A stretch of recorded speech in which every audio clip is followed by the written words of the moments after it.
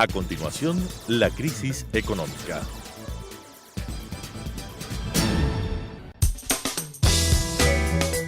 Clasificación B, bajo supervisión de un adulto.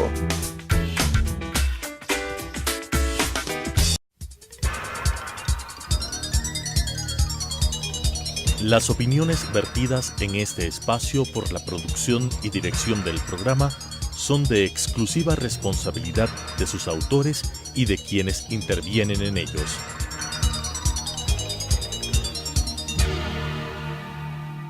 Telesucesos Canal 29 UHF presenta La crisis económica, asuntos de tipo económico, financiero, fiscal, competitividad, sector externo, cómo restaurar los equilibrios macroeconómicos del país, cuáles son sus soluciones para restaurar no solamente los equilibrios, sino iniciar la recuperación económica que todos los ecuatorianos queremos en este país, con la conducción del economista César Robalino Gonzaga.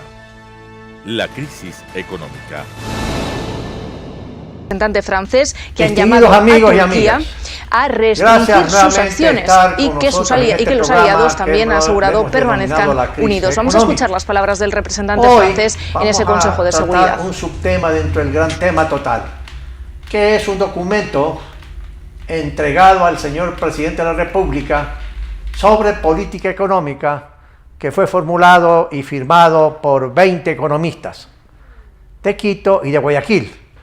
Un grupo de economistas que no tiene intereses partidarios de ningún tipo, sino que hubo la idea de reunirnos, porque yo estoy incorporado en ese grupo del G20 que le comienzan a llamar, pues este es un grupo de economía y finanzas públicas, y dijimos, nuestra responsabilidad como ciudadanos y como profesionales de economía es de tal naturaleza que debemos, después de 7 meses de este gobierno, decirle algo al gobierno con respecto a las características de la política económica del gobierno actual.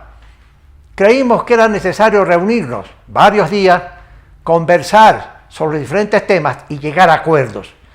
Hemos practicado el método que yo llamo de la racionalidad colectiva, es decir, poner de acuerdo a 20 economistas es una tarea compleja, pero hicimos todos el esfuerzo. Cada uno se dio posiciones en cuanto a sus argumentaciones, a sus puntos de vista. El objetivo era ponerse de acuerdo para llegar a un consenso, para poder decirle al presidente, esto es lo que vemos, esto es lo que creemos en materia de política económica, y le indicamos, señor presidente, los peligros que existen hacia el futuro si es que usted continúa con la política económica del gobierno anterior. El objetivo es ese: sugerir patrióticamente una serie de temas sobre los problemas económicos del país. No tiene otro objetivo. Nadie está interesado en ninguna posición gubernamental. Nadie. Ahora bien, ¿de qué se trata el documento aparte de esto que les cuento de forma preliminar? Pues bien, hay como 11 puntos, y yo tengo aquí tengo el documento firmado por los 20 economistas, de los cuales hay una economista brillante. 11 puntos.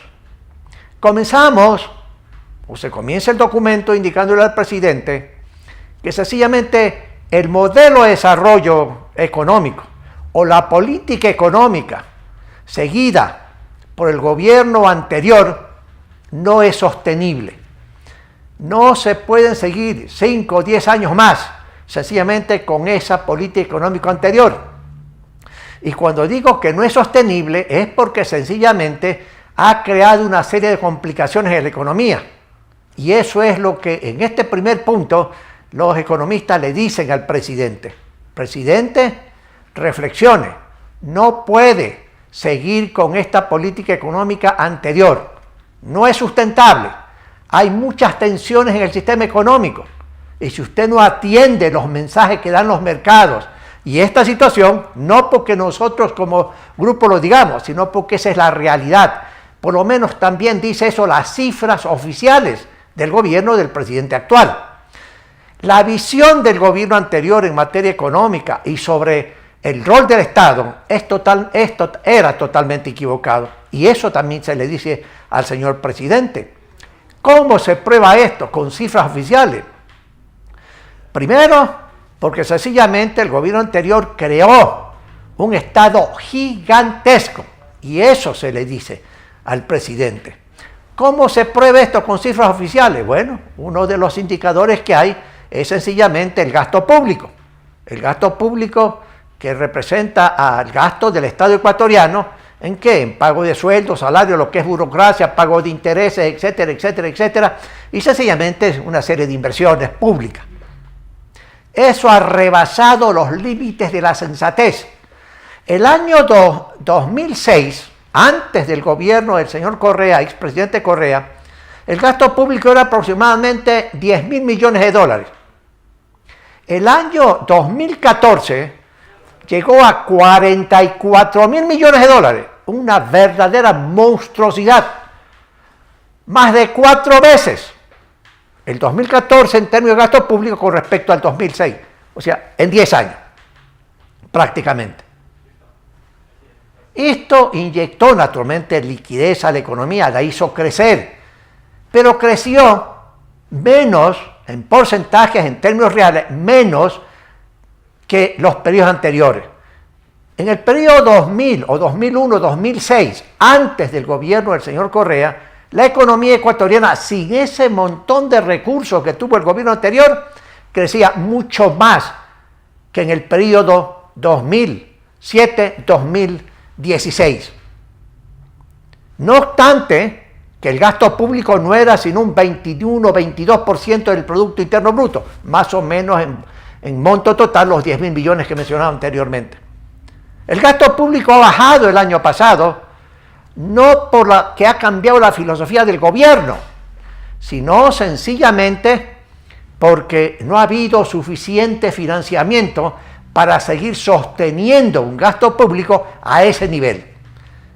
Pero además hay otro elemento que prueba el gigantismo del Estado: el número de empleados públicos. Antes del gobierno del señor Correa, teníamos un número de empleados públicos razonable para el manejo de toda la política económica anterior. Pero el señor Correa sencillamente, y hoy sigue lo mismo, sencillamente duplicó y más el número de empleados públicos. Hay una serie de personas excedentes en la burocracia ecuatoriana. Están de más, esa es la verdad. Se crearon ministerios de uno u otro lado. Y aquí yo voy a reiterar algo que algunas veces he dicho hace tiempo atrás, de que en gobiernos anteriores había un ministerio que se llamaba Ministerio de Recursos Naturales y Energéticos. Ese ministerio tenía 4 áreas: área de energía eléctrica, minería, petróleo y pesca. 4 sectores eran manejados por un solo ministro de Estado, con la asistencia de 4 subsecretarios o viceministros. Pero hoy, con Correa, y sigue existiendo hoy con este gobierno, hay 4 ministerios, con varios subsecretarios, etcétera, etcétera, etcétera. Hay un exceso de personas con empleo público. Hay que fusionar los ministerios, y aquí es donde el Foro de Economía y Finanzas Públicas le dice: el aparato estatal es enorme, señor presidente. Palabras más o palabras menos que se utilizan en el documento, esa es la dirección. Esa es la dirección. Entonces, sencillamente, hay que reducir el gasto público. Y el Observatorio Económico de Economía y Finanzas Públicas le dice al gobierno: hay que reducir el gasto. Esto hay que hacerlo, pues, en forma mesurada, en forma gradual, sin alocarse, en forma objetiva, ¿sí?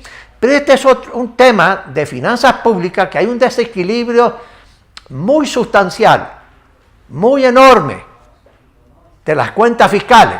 Hay un desorden fiscal. Y el observatorio, este Foro de Economía y Finanzas Públicas, lo que también le dice al gobierno, le dice: el gasto público está desmedido, hay que controlarlo. ¿Por qué? porque los ingresos normales no permiten financiar todo ese gasto. Y entonces se produce un déficit. ¿Cómo se financia el déficit? Queridos amigos y amigas, con deuda. Deuda pública interna y deuda pública externa.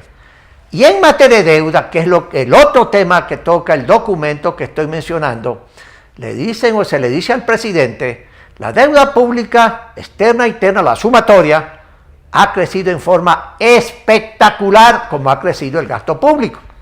Esto tampoco es sostenible.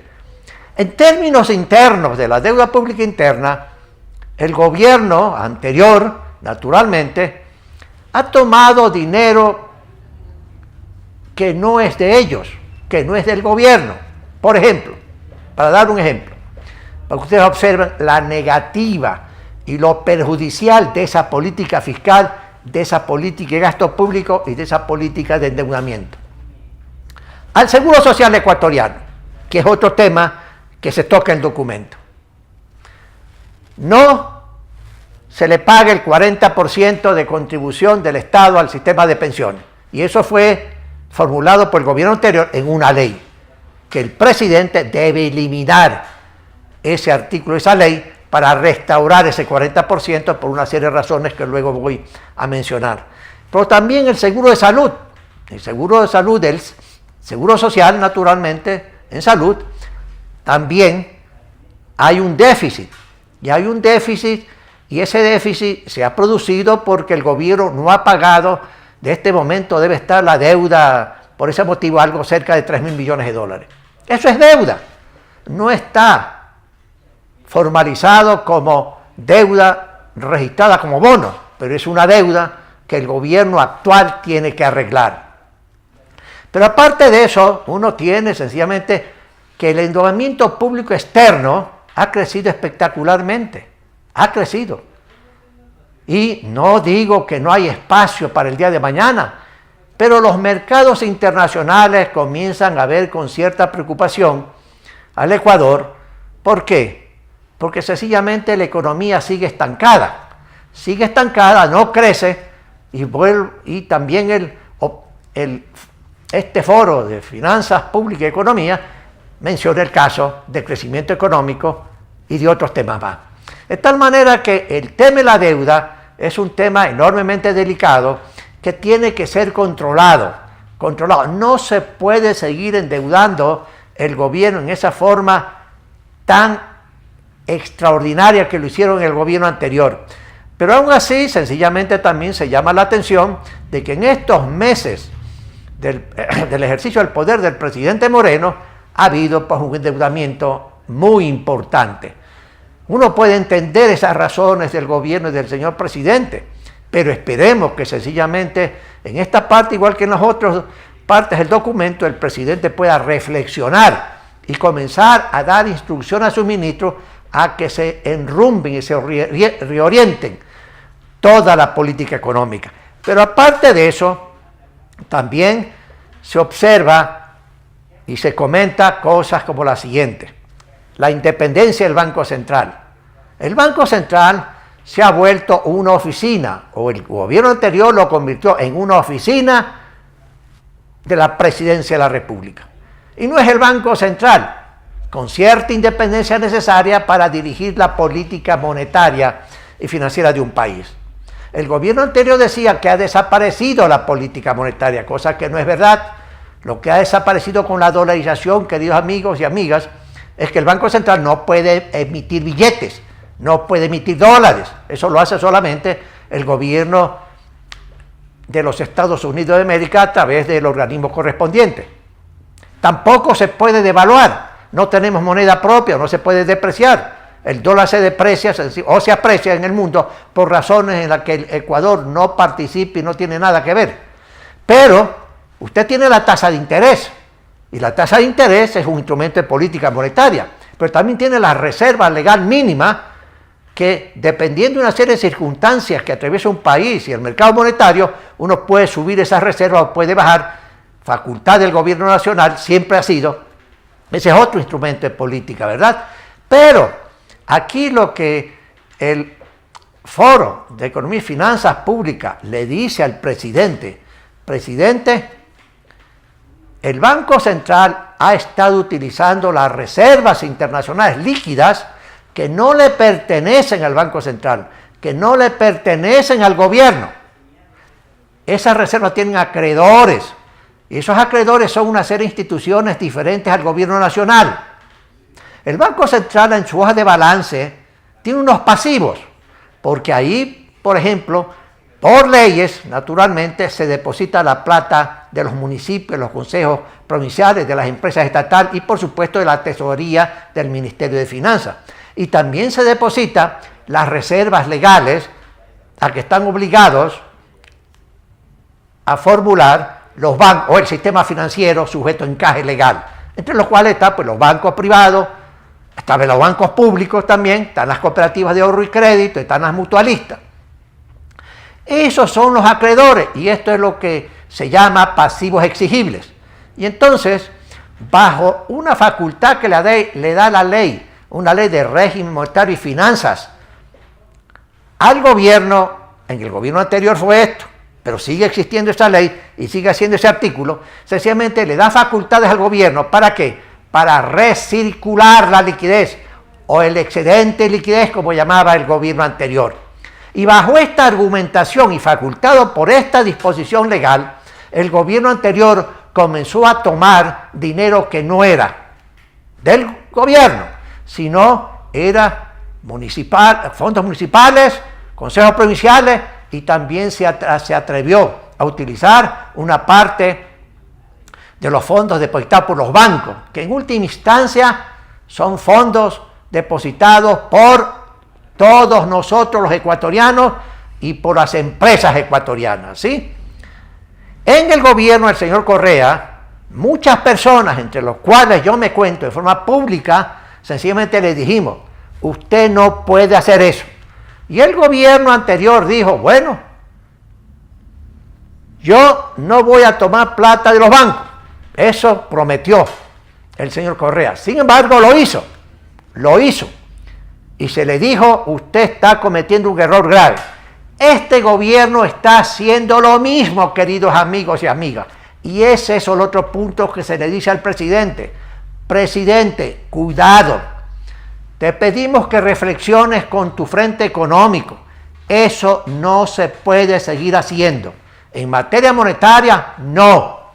Hay que restaurar ese dinero tomado por el Ministerio de Finanzas a los verdaderos dueños y dejar que esos depósitos en el central estén ahí. ¿Para qué?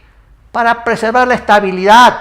Cuando en un momento dado hay una serie de problemas macroeconómicos en el país con respecto al sistema financiero, esos fondos sirven para ciertos propósitos. Pero si mañana ha desaparecido eso o no existe en el monto suficiente, mañana pues habrá una serie de complicaciones porque no habrá liquidez suficiente. Entonces, ese es un punto que tiene que ver con reservas internacionales de liquidez, con estos pasivos exigibles. Y se le dice al presidente, cuidado, porque eso sería una amenaza para la dolarización. Y el documento, escrito y enviado por el grupo de 20 economistas, le dice, hay que defender la dolarización. Y yo digo ahora que la dolarización no se lo defiende con palabras, sino con hechos específicos. Y lo que hizo el gobierno anterior y lo que este gobierno está haciendo también en esa materia es incompatible ¿con qué? Con el sostenimiento de largo plazo de ese sistema monetario.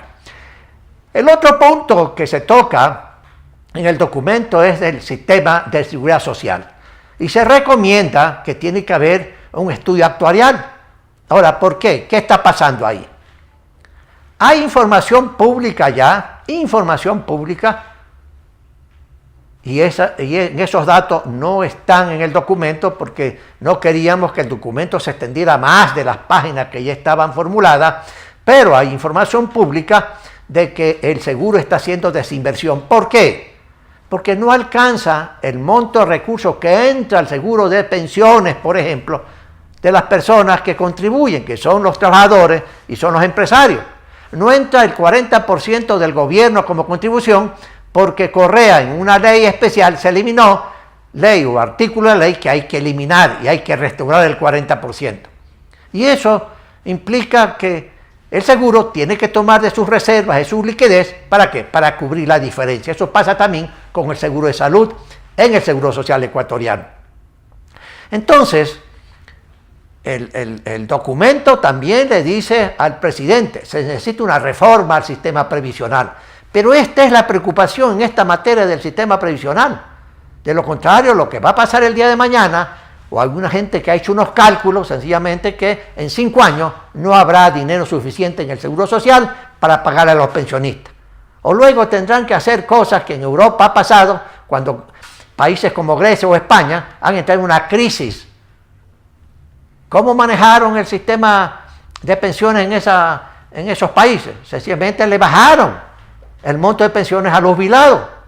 Le dijeron, oye, ya nadie se puede jubilar a los 65 años, sino a los 75, para patear todo el problema hacia adelante. O sencillamente hay que contribuir más y por lo tanto empresarios y trabajadores tienen que pagar una mayor contribución. ¿Para qué? Para sostener al sistema de seguridad social, al sistema de pensiones, mantenerlo sólido financieramente por los próximos 40 años. Pero ese tema de la reforma del sistema previsional también lo toca el Observatorio de Economía y Finanzas Públicas. Pero además, también hace un análisis y reflexiona para el señor presidente con respecto al sector externo, con respecto a la balanza de pago. ¿Qué tiene que ver con esto? El tema de que se ha aislado al país de convenios de comercio internacional.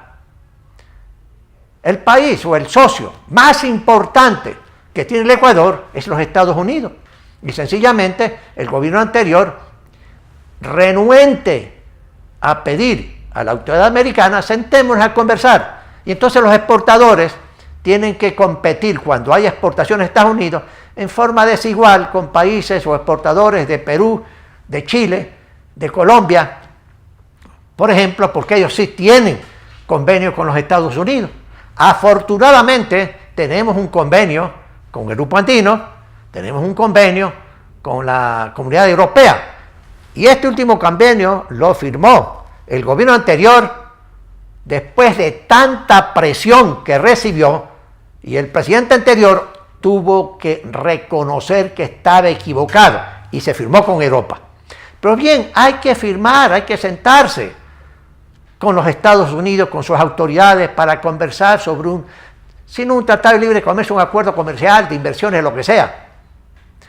En estos días ha salido una información del ministro Campana que dice que están en eso, en buena hora.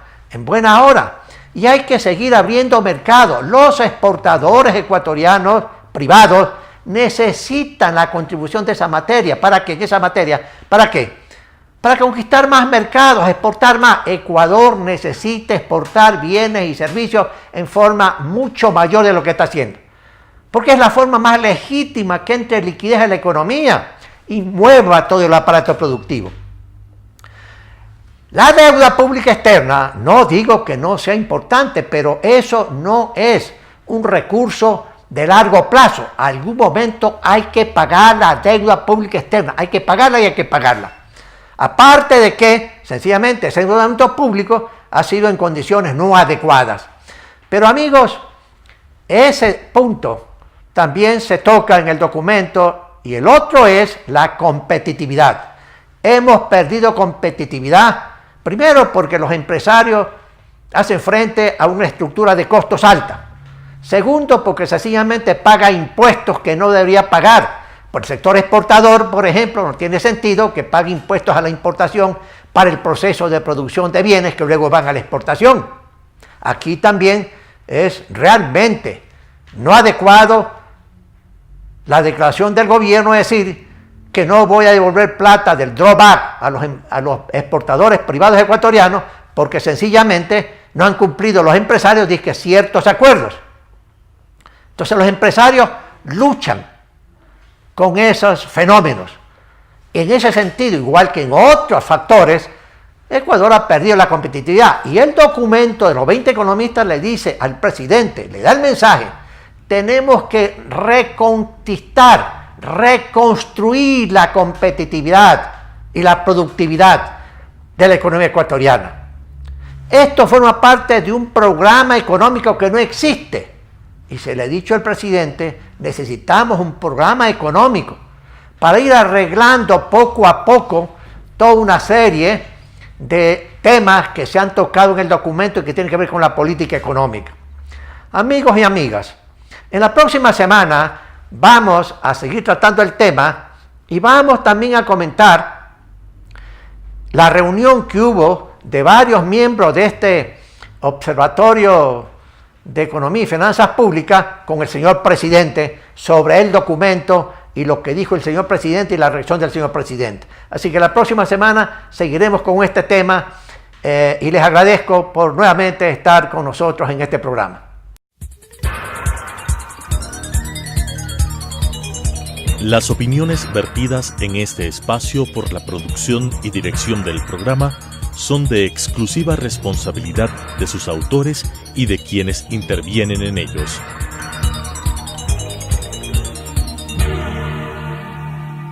Telesucesos Canal 29 UHF presentó La crisis económica, asuntos de tipo económico, financiero, fiscal, competitividad, sector externo, cómo restaurar los equilibrios macroeconómicos del país, cuáles son sus soluciones para restaurar no solamente los equilibrios, sino iniciar la recuperación económica que todos los ecuatorianos queremos en este país, con la conducción del economista César Robalino Gonzaga. La crisis económica.